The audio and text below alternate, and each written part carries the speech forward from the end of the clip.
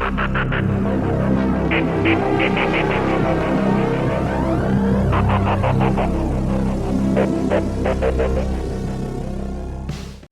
back to Wrestling with Horror. My name is Andrew Dreamer, and this is the channel where we talk about professional wrestling, we talk about horror movies, and we look at all the ways that they intersect, connect, and everything in between.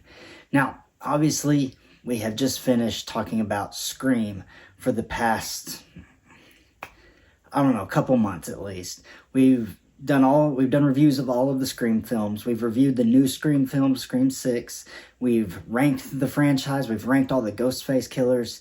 And I'm ready to move on from the franchise for a while. I'm sure next year when we get Scream 7, we'll be doing all of this again. But for the time being, I'm ready to move on. And I'm really excited for what's to come. We've got some good horror movies coming out very soon. I'm really looking forward to Evil Dead Rise.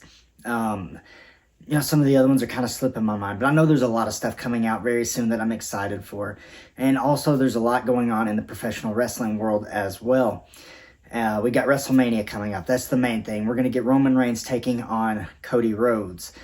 We obviously just saw the reunion of Kevin Owens and Sami Zayn. Most likely going to be taking on the Usos for the titles at WrestleMania. I'm really excited for that match as well. There's a lot of other cool things happening too. And I think WWE is doing really well at the moment. I think AEW is doing really well at the moment. But that being said, what I kind of wanted to talk about today is Roman Reigns. Obviously, Roman Reigns is the top guy. He's the face of WWE, and some would even say he's probably the face of professional wrestling at the moment. He is number one. He's the best at what he's doing right now. And it's going to take somebody very special to dethrone him, to take those titles off of him. It can't just be anybody. It has to be a big, big name. It has to be a big, big story. It has to be something monumental. That being said, Roman Reigns hasn't always been this guy. For the longest time, he was hated by the fans. He was booed at every chance. Fans hated him so much that they even booed The Rock. Now, how does that happen?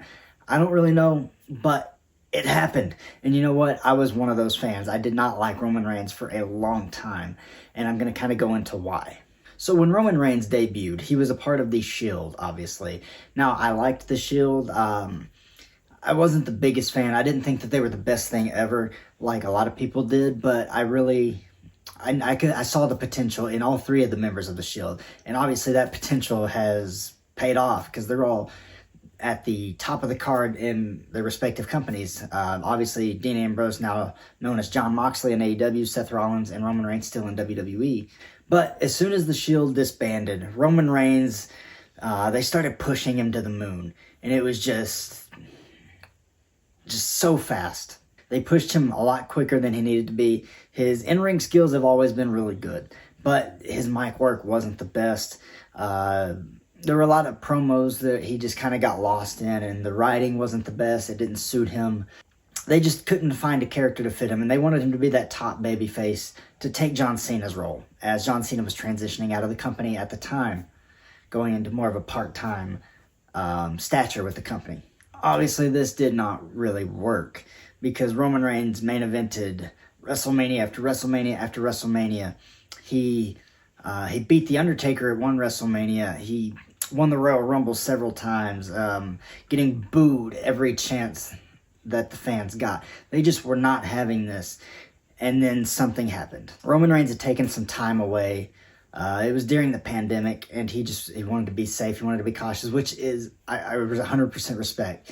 The man has dealt with leukemia throughout his entire life, and you got to be safer than sorry when it comes to things like that. And I want to say that I'm 100% grateful, and I'm glad that he made it through and he's okay and that he was safe. But when he came back, something changed. Gone was the baby face that everybody hated. There was the new viciousness to Roman Reigns. There was a anger to him, a drive, a aggression that we had not seen yet. And this was perfect. He needed this. He needed to turn heel. He needed to become this version of himself. It elevated him organically to the top of the card. Sure, WWE was pushing him there, along the way, but he got there on his own. His mic skills improved tenfold. He can hold his own on the microphone now. He can cut promos whenever you need him to. And having Paul Heyman working with him side by side for a few years now certainly made things a lot better. He did for Roman what he did for Brock. And it's really worked. And then you had the whole storyline between Roman and Brock, which, of course, we're all kind of tired of seeing at this point because we've seen it 100 different times and 100 different little variations. None of them are really that great. This past match with the Bulldozer, that was the best match that they've had, in my opinion. I think that was pretty darn good. I think that was a great match. But you had that program. It was kind of swapping Paul Heyman back and forth. Who's he going to choose? But then, of course, Paul Heyman chooses Roman. He chooses the tribal chief. And, of course, out of this, we've talked about it before, the Bloodline was born. And the Bloodline is still one of the best storylines in wrestling. It is now culminated in Sami Zayn turning on the Bloodline and finally getting his best friend in Kevin Owens back. They hugged it out this past Friday on SmackDown. And I think that that's beautiful. That's great. And, of course, this is all because Roman Reigns turned heel. Face Roman Reigns is somebody getting booed out of the arena. Heel Roman Reigns is somebody that fans love to hate, somebody that they love to boo, and they cheer for him with those boos. And that's the reaction that Roman Reigns has been getting, and that is now why I love Roman Reigns. I think he is a phenomenal professional wrestler. He does exactly what he's supposed to do. He knows what his job is. He knows what his role is. He knows that he's the top guy. He knows that he's got a lot. He's carrying a company on his back right now. He really is. And I think that they're starting to build up some other people to kind of join him up there. You know, you have Cody coming in to main event WrestleMania with Roman Reigns. You have Gunther kind of making his way up the card. You have young people like Theory. You know, all these other moving parts and these moving pieces and these new people coming in. You have all these people there to take place in this, to join Roman Reigns at the top and continue to main event all of these shows around the world with WWE. Before he turned heel, I was not a fan of Roman Reigns. I thought he was stale. I thought he was boring. I thought he was lackluster. After he turns heel, I think he's entertaining. I think he is vicious. I think he's fun. He's violent, even. These are all things that we need in our professional wrestlers, and Roman Reigns has perfected it over the last couple years. And I'm really grateful for that because I'm glad to see his potential finally be fulfilled. That potential's always been there. He's a genetic freak, and you know, coming from the family that he does, there's a lot of expectations when you come from that family, but he's lived up to them.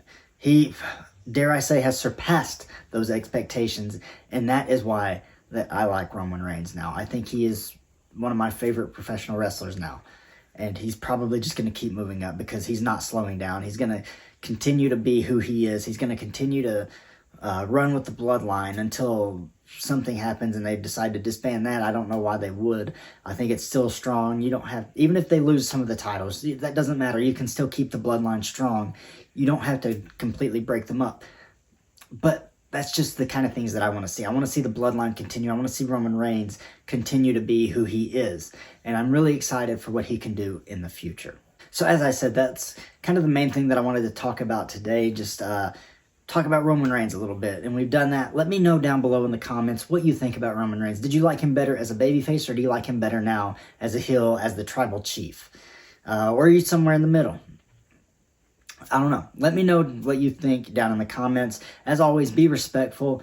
Opinions are fine to have. It does not matter if we have differing opinions. We can have a conversation without being mean to each other. So just remember that. And as always, my name is Andrew Dreamer, and this is Wrestling with Horror.